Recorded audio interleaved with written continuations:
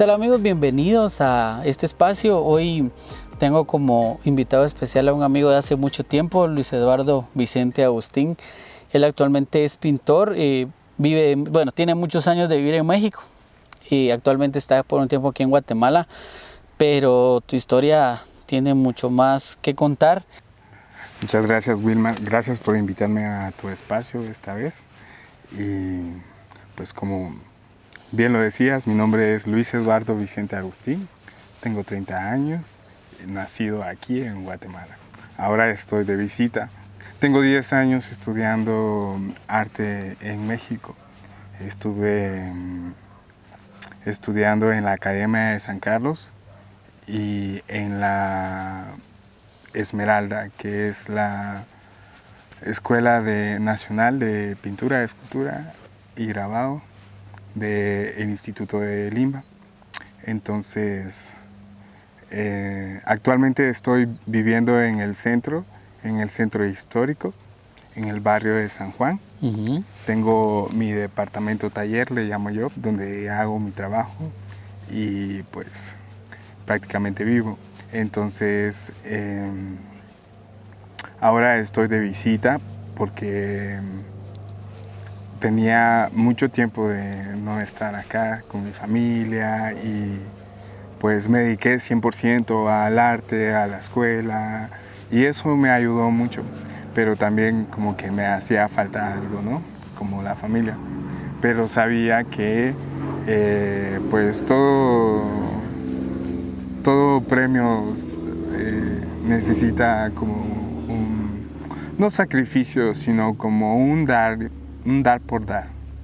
Entonces, si tú das de tu parte, creo que la vida te responde, ¿no? Y eso creo que es lo más padre.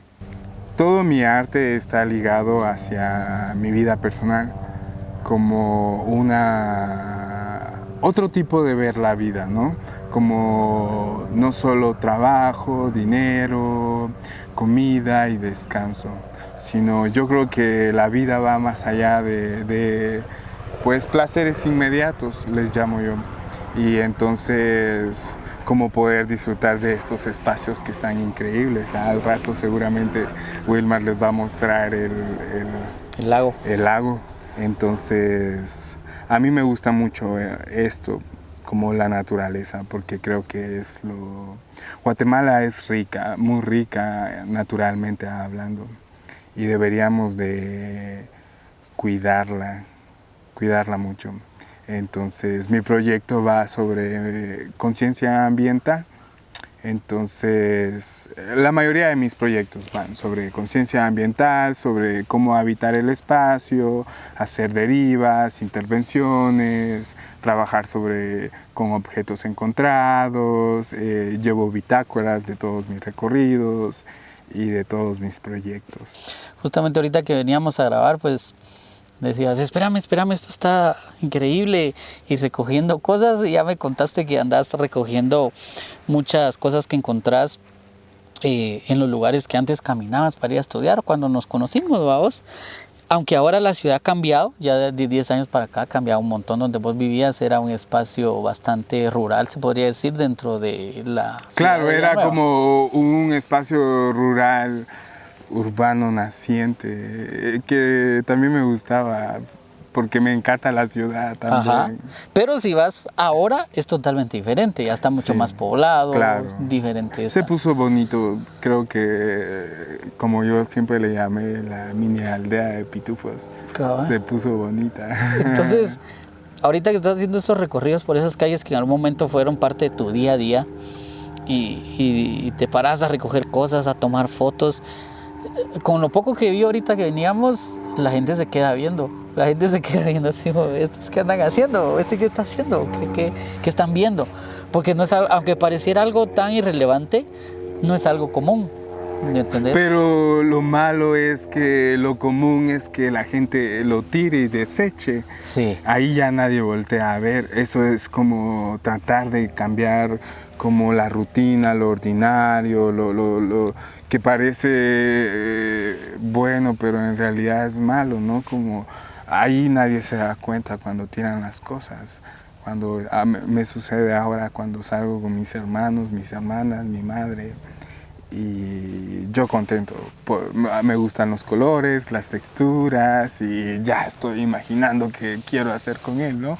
Entonces a ellos les da un poco de pena, pero me están dejando. Mi madre incluso, el primer nido que hice, que el proyecto se llama Nido Familiar, el nido que hice, ella se emocionó tanto que empezó a recoger del suelo también lazos, listones, pitas, cintas, cables, lo que sea, para ayudarme a poder completar mi proyecto.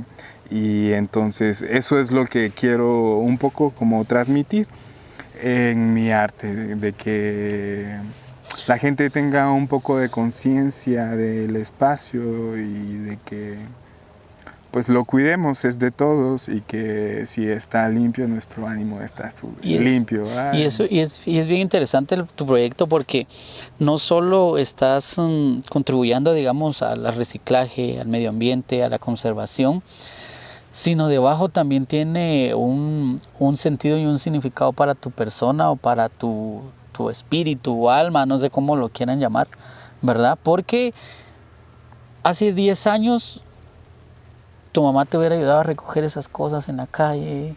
No, claro que no. Ella era otra historia totalmente diferente. Sí. Y ahorita que tu proyecto se llama, dijiste, El Nido Familiar. Nido Familiar, es una reconstrucción de eso. Claro. Y justamente es real. Es lo que hace 10 años no sucedía y ahora sí está sucediendo en la vida real. Para llegar a esto, ¿cómo fue, qué fue lo que tuviste que pasar? Porque después de que nosotros nos conocimos en los básicos, que en otros países secundarias, no estoy mal. Sí, ¿va? Secundaria. Entonces, después de eso, quisiste estudiar artes plásticas, por lo poco que seguimos platicando y todo. ¿Y qué sucedió después?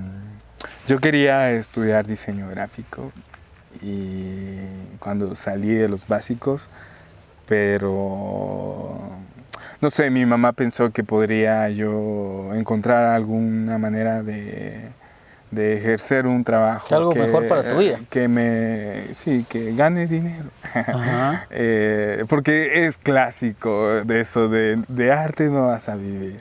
Entonces, pero pues lo entendí, ¿no? Que era para mi bien y todo. Pero puse todas las ganas del mundo y lo he logrado. Que, bueno, a mis 17 años, ella me metió a estudiar mecánica automotriz y yo no quería. Estaba bien en el colegio. ¿Dejaste de estudiar artes plásticas? Sí, no. ¿No habías empezado? Todavía no. Tenía 16 años. Y salimos de los básicos, como decías, y entonces me tocaba que yo me inscribí en el Fishman, que era un lugar donde muchos chicos iban a hacer examen de admisión. Es famoso aquí en Guatemala. Pocos aceptados, y me aceptaron en el taller de artes gráficas, pero mi madre no quiso que yo estudiara ahí. Entonces me metió a estudiar a un colegio muy cerca de mi casa, mecánica automotriz. No me gustó y me salí. Entonces, de castigo, ella me dijo, este año no me va a estudiar, porque yo quería que me metieran a un colegio a estudiar diseño gráfico, no mecánica automotriz. Entonces, ese año, a escondidas, empecé a hacer como solicitudes de trabajo en McDonald's. Al final me aceptaron y mi mamá aceptó también que yo estuviera trabajando, a estar en casa haciendo nada, ¿no? Entonces empecé a trabajar ahí, estuve un año, poco a poco fui creciendo, ¿no? Como en todos los trabajos. Me ayudó mucho también porque, como ya había dicho antes, siempre he sido como una persona introspectiva. Entonces, estar en trabajo en equipo y que me estuvieran apoyando ahí la espalda para que sonriera en la caja y todo eso, pues me ayudó. Y también esta parte de compañerismo y esta otra parte de crecimiento laboral, ¿no? De que podías estar limpiando los pisos y los baños, pero podías llegar a limpiar, a subir tantito y limpiar las mesas, ¿no? Y luego ir a limpiar la cocina, luego la barra del mostrador, luego ser un corredor de la barra, cajero, qué sé yo, no sé, cocina. A mí me tenían en la caja, al final llegué a la caja después de los pisos y el baño, llegué a la caja del Macafé, pero yo quería cocina, porque ahí estaban activos todo el tiempo. En cambio, era socializar en el audífono del Macafé. Ajá. Entonces, fue un poco difícil para mí esta parte. Pero me ayudó mucho a socializar y toda esta parte. ¿Cuánto tiempo estuviste ahí? Un año y me salí y hice otra vez examen de admisión en el Fishman y me aceptaron de nuevo. Fuiste de nuevo. Ajá. Y entré al Fishman y estuve en la F48, Fishman 48, en la generación 48, en el taller de artes gráficas. Estuve ahí un año, pero pues como todos no soy perfecto y las matemáticas y la física fundamental siempre me han sido difícil. No me concentro tanto quizás en eso y pues llegué como a hacer exámenes extras para poder sacar esa materia y lo logré a la segunda oportunidad. Y mi mamá, enojada, me dijo que ya no fuera a estudiar ahí porque si cuarto me había costado, quinto y sexto iba a ser más difícil.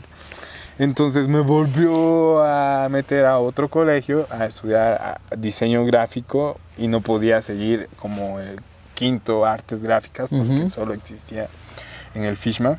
Entonces me volvió a meter a cuarto, entonces ya era como el tercer año perdido, segundo año perdido.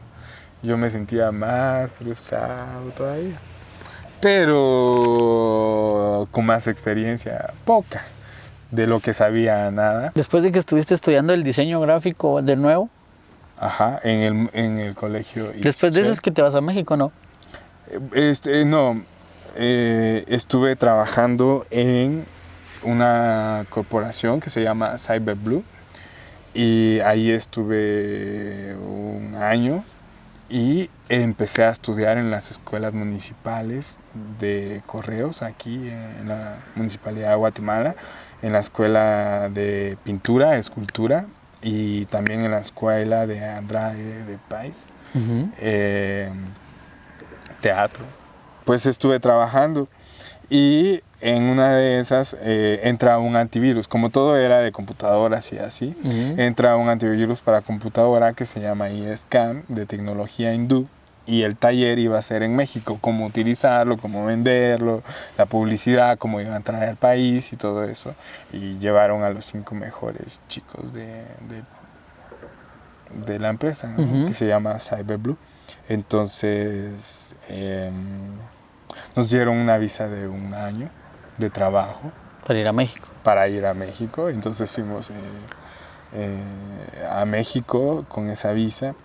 Pero era la primera vez que yo había salido de Guatemala y me pareció una ciudad increíble, llena de arte, llena de cultura, apertura. Está loquísimo, es una jungla. Ajá. Pero hay una diversidad y está genial México. Pero fuiste y regresaste. Fui, me encantó. Estuve platicando con mi jefe que me quería quedar y todo, y él dijo que no, que mi mamá lo iba a matar y eso, que, no, que yo viniera a decirle todo eso a ella, que yo me quería quedar allá. Entonces vine, lo hice, entonces decidí irme con 900 quetzales. ¿Eso lo habías ahorrado? Tenía IVA. Entonces me fui en autobús, son 27 horas, son 7 de la ciudad de Guatemala a Chiapas, Tapachula, y de Tapachula a Ciudad de México son 20. Al llegar ahí, con mis 900 pesos, tomé un taxi al Zócalo, al centro, que era lo que más había visto, y quería encontrar un hostal para quedarme ahí algunas noches. No sabía qué hacer, no conocía a nadie, esa era la preocupación. O sea, te fuiste todos. Sin ningún contacto, digamos. Nada. Yo quería empezar una nueva historia, aventurero, siempre quise estudiar en otro país. Parecía loco, pero ¿Cómo te animás a hacer eso? O sea, ya estabas cansado, aburrido. Llegaste a un punto donde tu familia estaba con el consentimiento de que te ibas así. Pues se enojaron, ¿no? Ya estaban enojados porque yo decidí como dedicarme al arte y todo eso. Ellos querían un futuro mejor para mí, claro está. Entonces, estaba pequeño y dije, no pierdo nada. De todos modos, si pasa algo allá, me regreso y regreso a la casa de mi mamá. Ese fue mi pensamiento durante estos 10 años. Ajá. Cualquier cosa, no pierdo nada. Todo para mí es ganancia. Siempre lo dije allá, que todo para mí es ganancia, porque cuando nacemos desnudos, sin nada. Y con solo el hecho de tener la vida y despertarte día a día es una ganancia, ¿no? Tenemos salud, tenemos comida, tenemos un techo, no importa si es una gran casa o una pequeña casa, solo es un espacio donde puedas tener tus cosas, estar tranquilo después del trabajo y todas esas cosas. Y encontré unos hostales que estuvieron muy baratos, había más gente como en una habitación durmiendo y eran como gente que iba de paso, mochileros, yo estaba encantadísimo, porque yo quería viajar, yo quería conocer otras cosas desde siempre. La televisión siempre me ayudó, desde ver caricaturas y ver otras cosas, decir hay un mundo más allá, ¿no? Y se puede vivir de otra manera. Al principio pues tenía un poco de dinero, ¿no?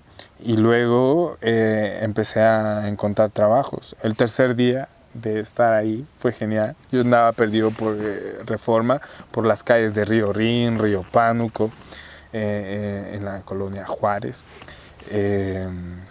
Había una fonda de comida económica que venden comida, ¿no? Para almuerzo decimos aquí, allá es la comida. Ajá. Entonces le pregunté a la señora que cómo salía yo de ahí para llegar a Reforma, ¿no? Y ella me dice, escuchó mi acento y no era mexicano, llevaba un par de días ahí. Entonces me dijo cómo y que qué hacía ahí. Yo le dije, es que vi unas galerías por aquí y no las encontré y pues quiero regresar a Reforma para regresar al hostal. Y me dijo, ¿qué onda? Y ya le conté que yo había ido a estudiar y que estaba buscando trabajo y que pues necesitaba trabajo. Y ella justo dijo que se le había ido una chica que le ayudaba a cocinar, a servir y todo eso. Y que si no estaba interesado, 3 días llevaba yo. Y pues dijiste, wow. Claro que sí. Y cuando empiezas, cuando quiera. Y en ese mismo momento que ya iba a cerrar, le ayudé a limpiar y todo eso. Y esto vamos a hacer todos los días, vas a servir, vas a poner a calentar esto y el otro. Y así empecé a conocer más gente que gustaba del arte. ¿Con eso te pagabas dónde dormir? Pagué donde dormir, claro. A mí me encantaba, estaba en un hostal, veía gente nueva todo el tiempo, contaban historias de viajes y todo. Y yo me emocionaba y decía, yo también quiero viajar, pero sabía que en ese momento yo tenía que trabajar. Sí. Que ahora es una historia diferente, ¿no? Digamos que trabajabas y ya empezaste a estudiar, ¿o cómo fue la...? Pues sí, trabajé e hice examen de admisión en la Academia de San Carlos. Fui aceptado en el taller de dibujo de figura humana y en el taller de técnicas y procedimientos de la pintura con la maestra Rocío Romero, que fue alumna mano derecha de Luis Nishizawa, que es un gran pintor que es muy reconocido en la escuela de la UNAM. Bueno, estuve ahí durante 5 años aprendiendo a dibujar, a pintar, a hacer escultura, a hacer grabado. A partir de ahí, 5 años estuviste estudiando ahí, entonces. Y estudiando y trabajando. ¿Siempre en el mismo lugar? No, siempre tuve diferentes trabajos. Al segundo año ya podía dibujar un poco más, mucho mejor. Y entonces empecé a hacer retratos, que es lo que más me gusta, hacer retratos. Ajá. Entonces empecé a hacer retratos y empecé a vender. Además, yo tomaba clases en un lugar que se llama Jardín del Arte, que está detrás del Monumento a la Madre, ahí en México, en la Ciudad de México, con un maestro escultor, Eduardo Montiel. Él daba como un tallercito de escultura. Es un jardín que se llama Jardín del Arte, que es como una galería. Es un parque donde hay muchos árboles, llegan muchos pintores de todas las edades, cada uno tiene derecho a 5 caballetes, 5 pinturas y se vende, es un mercado de arte, una galería bajo el cielo le llamamos. Entonces estuve trabajando con él, aprendí muy rápido y habían muchas señoras, niños que querían aprender a hacer cositas, ¿no? Entonces el maestro me pidió que la ayudara, entonces a dar la clase también, cómo apoyar a los niños, a las señoras, a los señores, a los muchachos. Bueno, di muchas clases a niños, jóvenes, adultos y todo en mi taller y a veces daba clases como personales en sus lugares. Y uno en especial era un grupo de señoras que vivían en las lomas de Chapultepec y no tenían nada que hacer, entonces querían pintar. Y esos grupos existen allá en México, no sé si aquí, pero hay muchos. Entonces las señoras se reunían, llevaban pastel, café, hacían eso y se ponían a platicar, era como un club, no hacían nada. Y yo medio les enseñaba, pero ellas platicaban, ¿no? Pero con cada una me sentaba y yo medio les explicaba y seguían platicando, ¿no? Entonces a mí me tocaba que avanzar el cuadro y le daba la vuelta a toda la clase y cuando llegaba era lo mismo. Y al final yo les terminaba haciendo el cuadro y ellas firmaban, pero me pagaban muy bien cada una y era 2 veces por semana, me daban de comer y... ¿Te apreciaban mucho? Me apreciaban mucho, sí, creían en mí porque era joven y veían como mi talento y la virtud que tenía. Después de eso iba a trabajar de mesero, tuve diferentes trabajos, muchísimos. Pero luego ya solo me dediqué a hacer retratos, porque en el jardín empezaron a conocer mi trabajo, empezaron a comprarlo, a veces no les gustaba exactamente lo que yo pintaba, pero veían buena técnica y decían, oye, si te traigo una foto de mi hermana, de mi madre, de mi hija, de mi esposa, ¿la harías? Claro, y entonces pues así empecé a cobrar poquito, de a poquito, de a poquito, empecé a crecer. Y empecé a pagar más la escuela, mi departamento. Antes al principio estuve viviendo con una cantante de ópera que fue genial. La vida bohemia. Viví 6 meses de la bohemia pura. Porque yo vivía con ella, yo era pintor, ella cantante de ópera, yo soy pintor. Y abajo vivía Aldo, que era otro pintor, y llegaba de visita a su novia, que todo el tiempo pasaba ahí, cantante de ópera, que era amiga allá. Éramos un grupito. Y cuando no teníamos dinero, yo tenía 20 años, ellos 24. Cuando no teníamos dinero, ellas decían, vamos a cantar a la Condesa o a la Roma, que es un lugar aquí como 4 grados norte, donde hay mesas fuera, restaurantes y todo. Y a la gente le encantaba escuchar ópera. A la gente le parecía inusual escuchar ese tipo de cosas, ¿no?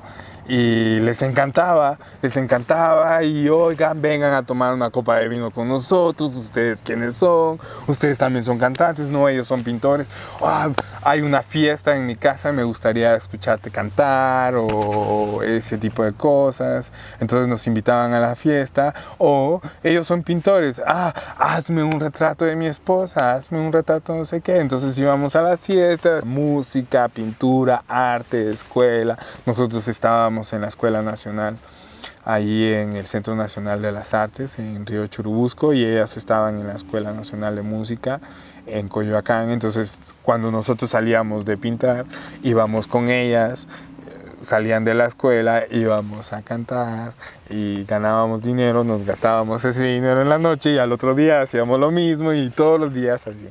Comíamos muy bien, a veces no comíamos,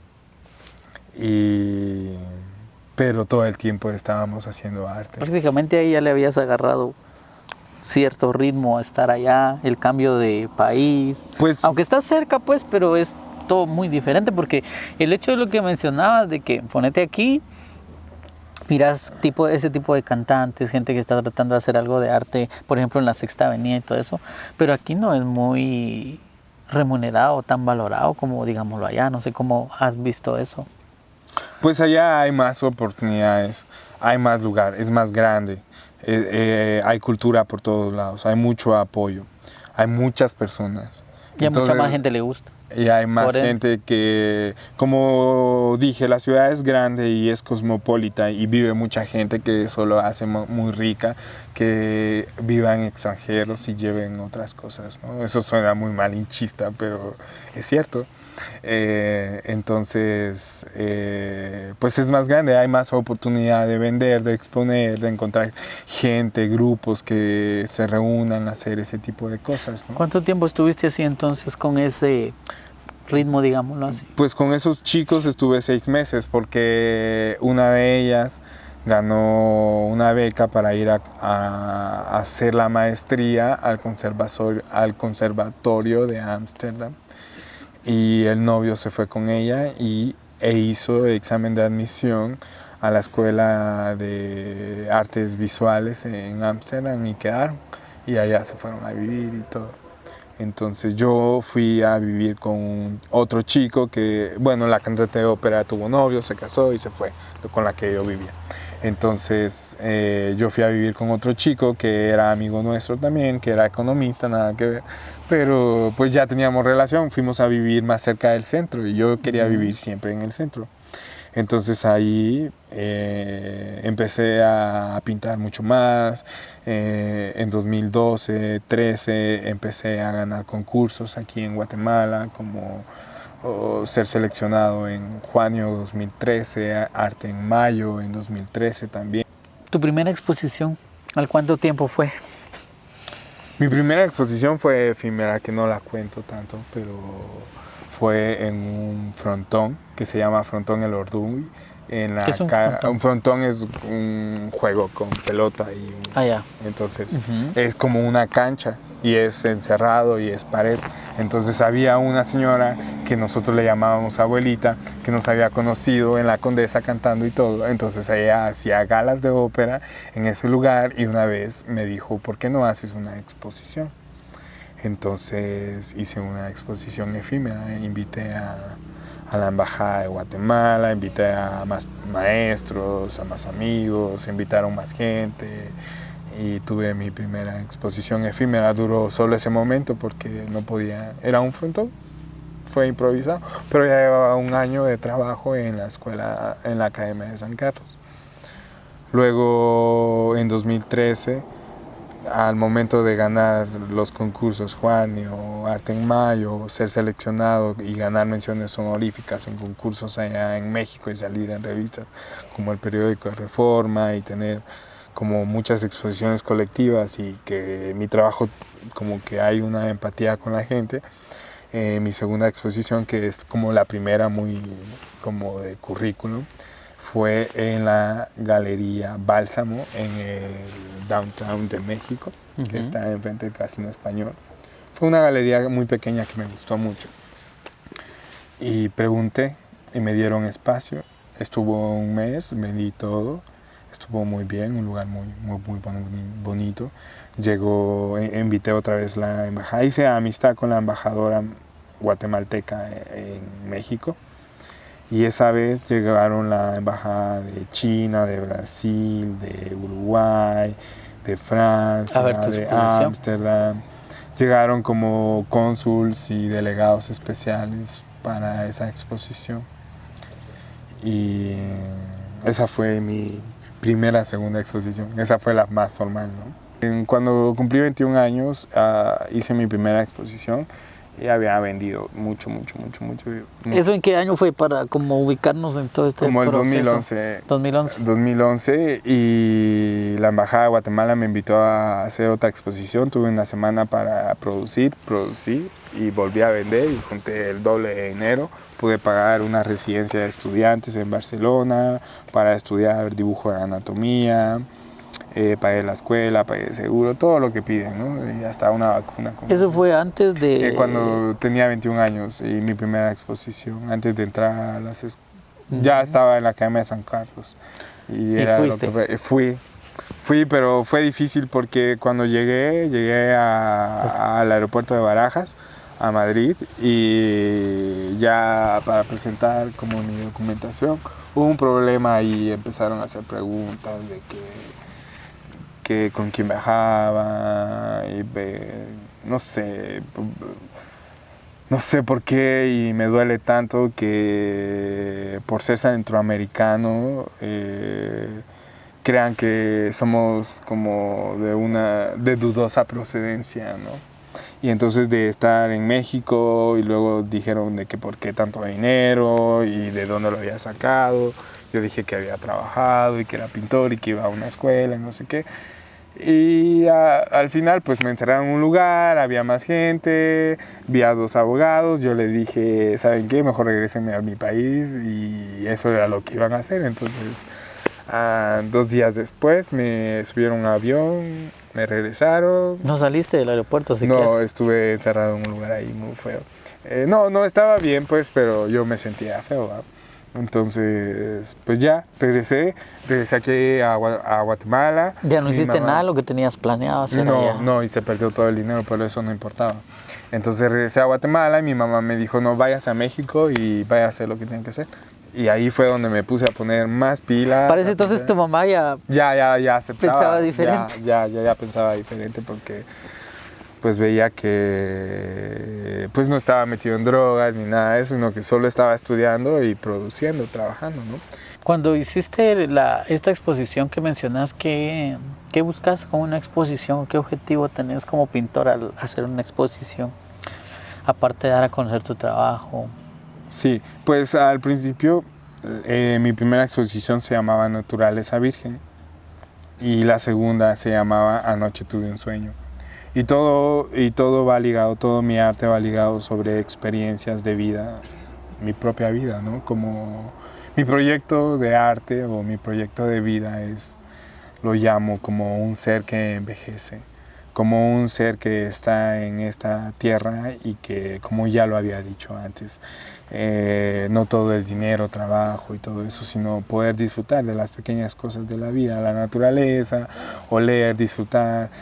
Ahora, saliendo de la escuela, comprendí, ¿no?, que los nuevos coleccionistas ya no coleccionan como objetos, arte, como pintura y todo esto. Es muy difícil ahora vender una pintura, una escultura, sino que ahora lo de ahora es coleccionar experiencias, sabores, emociones, recuerdos, llevarlos, momentos, todo eso. Entonces la gente está invirtiendo en eso. ¿Y en la universidad cómo ha sido cómo ha sido? Ahorita ya saliste de la universidad. Ya, fueron 8 semestres en la Escuela Nacional de Pintura, Escultura y Grabado, La Esmeralda, del Instituto de Bellas Artes. Ahí fue muy difícil entrar para mí porque fueron 3 años de intento.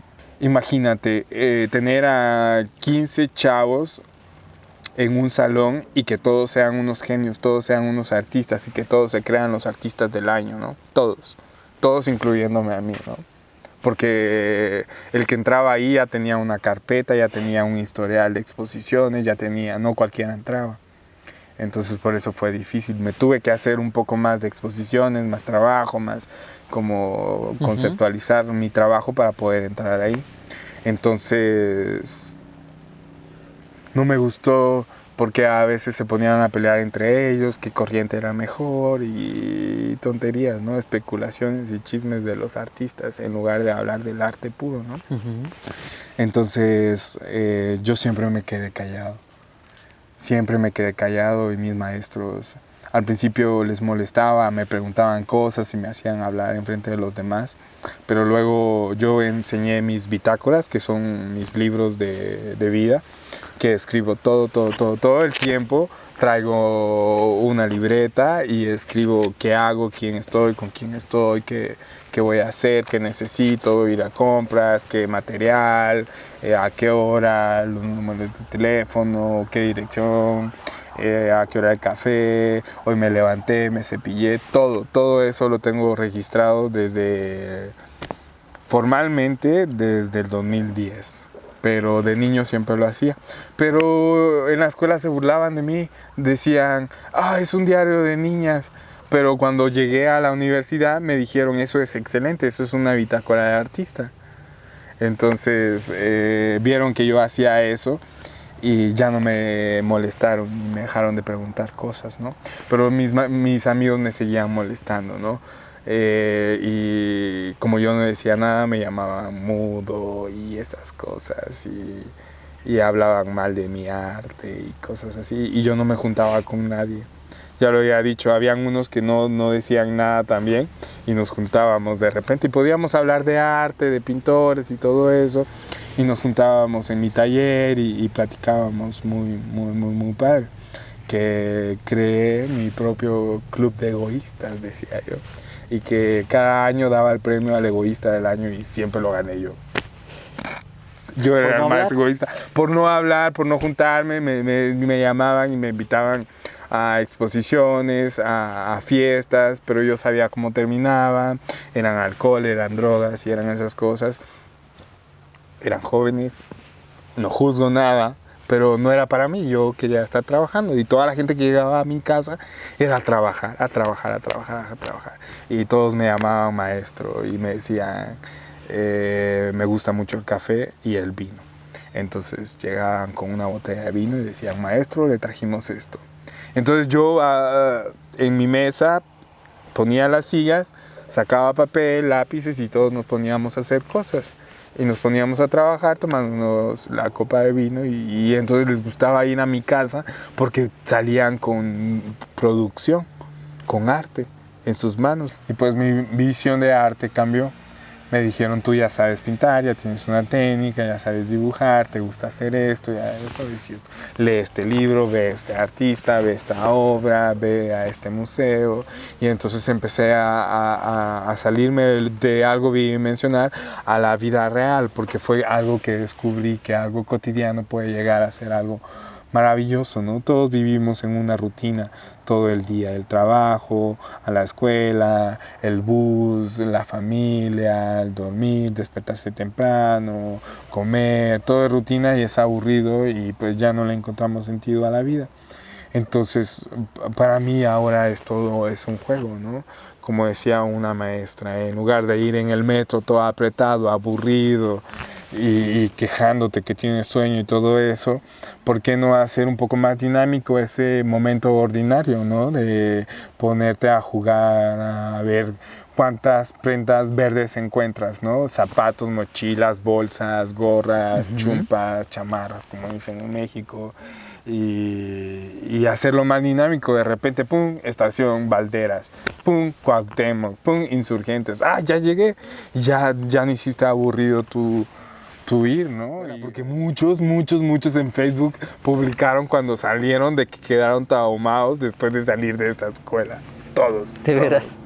De veras. Yo no salí traumado, pero no sé. Yo no sabía de la depresión, yo no conocía la depresión. Pero al momento de estar trabajando y estudiando todo el día, todavía llegar a hacer deberes, lavar, planchar, cocinar, hacer la cama, limpiar la casa, bañarme, lavar mi ropa, todo lo que conlleva plantas, independizarte. y mis tareas y luego mis trabajos para pagar todo eso, llegó un punto en que terminé la escuela y metí todo porque logré hacer mi taller, logré hacer mi casa, logré tener mi departamento, tener mis cosas, mi cocina, todas esas cosas, ¿no? No estoy casado, pero hice de todo, ¿no? Pero también hice mi taller, que era la parte y el eje muy importante de mi casa, ¿no? Que era mi taller. Y entonces todo eso el año pasado lo metí a una bodega, alquilé una bodega, dejé de rentar el departamento y me vine a casa. Y vine a casa de mi mamá. Y entonces había otra relación, ya habíamos crecido todos, mi mamá ya tenía otro pensamiento, vieron que regresé bien. Ahora que estoy de regreso acá, por eso le llamo de retorno al nido familiar, y estoy ligando esta parte de que estoy encontrando lazos, hilos, pitas, listones, cintas, cables, con esto de la palabra, estoy jugando con la palabra lazo. Lazo familiar, lazo objeto, ¿no? Como reconstruir lazos familiares, reconstruir el nido familiar, hacer un nido con las cosas que me encuentro, con los lazos. Eso está muy padre. Entonces, ahora que regreso, tengo una muy buena relación con mis hermanos, con mi madre. mis sobrinos que ya están más crecidos, me la estoy pasando bien. Y a este punto de 10 años después, ¿qué pensás de lo que hizo en ese entonces tu familia, tu mamá en este caso, que en cierto momento muchos lo hemos pasado? Decir, no estudies eso porque no te va a servir. Y hay quienes no solo te lo dicen, sino te hacen hacerlo, vamos.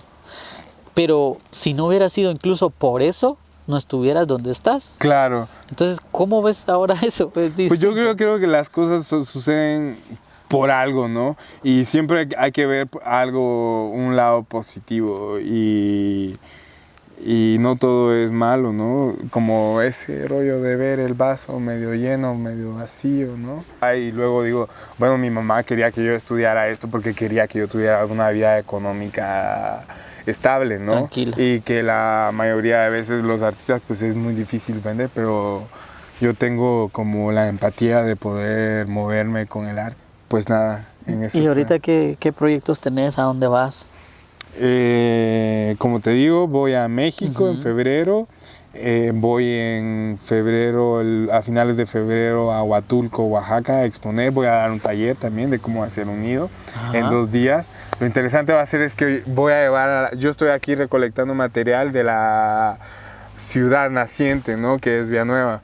Y allá los voy a llevar a la playa a recolectar como pedazos de estas redes de pescar y los de pescar y todo lo que pueda permitir hacer un nido durante 2 días. Entonces voy a dar ese taller y luego voy al Congreso de Artistas Emergentes a presentar el proyecto del nido y posiblemente vaya a hacer una residencia en Francia en mayo, al sur de Francia, al Mediterráneo, que me encanta. Gracias. Al final de todo es bonito conocer toda esa esencia que hay dentro de nosotros, y en tu caso, por lo menos, no solo a mí me inspira, sino que creo a muchas más personas, y es bien bonito cómo ver que al final de cuentas es bien importante. O sea, vos puedes ser pintor, puedes ser artista, puedes ser fotógrafo, puedes ser secretaria, lo que sea, pero al final de cuentas es importante conocerte a vos mismo y ir hacia donde tu corazón, tu mente, lo que tu persona necesita en determinado momento. Como decís, vos podrías estar enfocado en tus proyectos y todo, pero sabías que este momento lo necesitabas de regresar, de volver a conectar esos lazos, y al final tu trabajo, tu parte artística, que es parte de tu ser, viene a complementarse, pero hacia tu persona, ¿me entendés? Claro, porque ese es mi motor para hacer arte. Porque como te digo, a mí me encantaban las caricaturas, ver las historias, las texturas, los colores, los personajes, los fondos, las escenografías. Entonces yo quería crear mi propia historia, ¿no? Y entonces al principio empecé a hacer como personajes. Me encanta el surrealismo, la corriente del surrealismo a mí me encanta porque es un ensueño, un estado de la mente que va más allá y es el inconsciente y entonces es libre, y a mí me encanta eso. Pero me di cuenta también de que así como admiramos los años 1500 y tanto, 1800 y tanto, o época industrial. Sí, determinada época, ya sea por la música, la por modernidad, la pintura, la escritura. Sí, exacto. Entonces me doy cuenta que en 10, 20, ya están hablando de los 60, 70, 80, hasta de los 90 están hablando ya. Entonces, ¿van a hablar alguna vez del 2000? Hoy estamos 2020, algún día van a hablar del 2020 y van a decir, así vestían, así comían, esto tomaban, así eran las marcas, los logotipos, los eslogans, escuchaban este tipo de música, estos eran famosos. Ajá. Entonces yo quiero ser parte, todos somos parte de eso, ¿no? Todos estamos haciendo historia. Todos estamos haciendo historia. Entonces yo quiero dejar un registro otra vez como una experiencia de vida, como un ser que envejece, de mi experiencia de vida, de cómo un leva por el mundo, de cómo yo estoy viendo el mundo, ¿no? Yo no tengo una vida normal y formal, ¿va? ¿Qué es normal y qué es loco, qué es extraño? ¿Quién sabe, no? pero la sociedad te ha impuesto que tienes que trabajar, tienes que tener una familia, tienes que mantener bla, bla, bla, bla, bla, estudios, todo. Mi vida no es así. Suena raro, pero yo me levanto a la hora que quiero, me acuesto a la hora que quiero, a veces me levanto a la 1 de la mañana y me pongo a trabajar, a veces me duermo a las 3 de la tarde, a veces nunca tengo un horario, me pierdo en los días. Hoy dije que era lunes y es viernes, pero me encanta porque yo estoy metido en mi mundo. Y eso está padre porque quiero darles como esa parte de mí, mostrarles al mundo que se puede vivir de otra manera. No de perderte y esas cosas, ¿no? Como de los días en el que estás, pero así como de una experiencia de vida que va más allá de la rutina. De la rutina. ¿Qué les podrías decir tal vez a todos aquellos que están empezando a soñar? Que no saben a dónde van o tal vez ya saben, pero lo ven difícil, lo ven complicado. Pues que todo en esta vida, si le echas ganas, lo puedes hacer. Yo cuando llegué a México hubo un señor que me dijo, aquí el que se muere de hambre es porque quiere, porque aquí hasta las piedras se venden. Y es cierto, el que quiere, mi madre se levanta tempranísimo en la mañana, tiene 2 trabajos y está trabajando es fuerte para todos, es duro, pero lo bueno cuesta, lo bueno cuesta. Y esa satisfacción, ¿no? Y también a veces muchos se desesperan por el tiempo que lo quieren ya, pero yo le llamo esos placeres de inmediatos, ¿no? Como de ir de viaje, y no está mal, ¿no? Pero ¿por qué no decir, me voy a ir de viaje, pero voy a ahorrar unos 3 años, pero me voy a ir un mes, un año, y voy a ir a tal lado y voy a cumplir mi sueño, ¿no? Como echarle ganas, ¿no? Ponerle más sabor. Sí, claro. Más esfuerzo. Más esfuerzo. Para sentirle más sabor. Exacto, al final. Exacto. Esos son placeres lejanos, ¿no? Hay que apostarle a eso. Exacto. Y apostarle también a los demás, pienso. Porque si en algún momento a vos te ha sido difícil, ¿te gustaría ayudar a alguien más? Claro. Y obvio lo quiero hacer y lo he hecho, que he visto a jóvenes que han empezado como yo. Yo no sabía de arte, nunca fui a un museo, yo no sabía que quería ser artista, yo no sabía que me iba a graduar de una licenciatura en artes plásticas y visuales, no, en mi vida cabía eso. No, yo solo quería dibujar, yo quería solo eso. Y pues lo logré, si se quiere se puede, solo hay que estar centrados, hay muchos como desvíos y de repente sí, somos humanos, somos jóvenes y lo podemos hacer, pero que no sea como el punto, ¿no? Como, no sé, hay que crecer en la vida, ¿no? No solo económicamente, sino emocionalmente, intelectualmente. Espiritualmente, claro está. Eso es el principio de todo. Para estar en paz en uno mismo y así poder trabajar bien y generar empatía con los demás, eso está bien. ¿Dios ha jugado algún papel en tu vida? Claro, mucho. Para mí Dios es luz, es agua, es tierra, son las plantas, son los animales, todo el ser que vive y respira, eso es Dios, como las maravillas del mundo, ¿no? Lo natural, eso es Dios, eso es vida, la vida es Dios, Dios es vida. Exacto. Bueno, pues gracias vos por estar acá. Yo sé que vos ya no decís mucho el vos, porque allá es el tú, ¿verdad? Porque aquí me ven feo, pero no, muchas gracias a vos por invitarme a este espacio otra vez y poder contar un poco sobre mi experiencia como artista y lo vuelvo a decir, como un ser que envejece en el mundo del arte y como algo más poético, ¿no? Yo sé que las redes no son tan lo tuyo, digámoslo por así, porque estás enfocado más en todo un contexto de persona, de arte, de lo que hay entre nosotros, de expresarlo. pero sí tenés redes. ¿Cómo estás en las redes? Sí, Para que puedan ver tu trabajo, porque sí publicas tus obras. Sí, siempre estoy subiendo, más que mi vida personal y esas cosas. Exacto. Subo mi trabajo como pintor, como instalaciones, acciones en la calle, murales en diferentes ciudades, mis viajes de estancias en otros países. Entonces en Facebook aparezco como Luis Eduardo Vicente Agustín. Y Instagram también aparezco como Luis Eduardo Vicente Agustín. Bueno, está bien. Yo creo que vamos a poner ahí algunas tomas para ir enriqueciendo el video de todo tu proyecto del nido, lo que estás haciendo, la recolección y todo eso. Y pues qué bueno que estás por acá. De mi parte, como te digo, yo sé que a mí me inspira mucho tu historia, es muy, muy bonita, muy inspiradora. Y el objetivo principal de grabar esto es para que alguien le pueda ayudar y creer que se puede y hacer las cosas bien al final también, que es lo importante, ¿verdad? Todo Claro. se puede lograr, pero también enfocado hacia un bien moral, digámoslo así. Sí.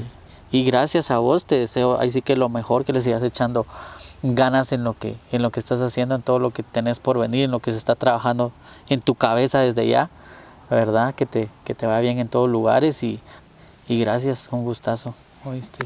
Gracias a ti, Wilma, muchas Eduardo, gracias. buena onda. Por el espacio.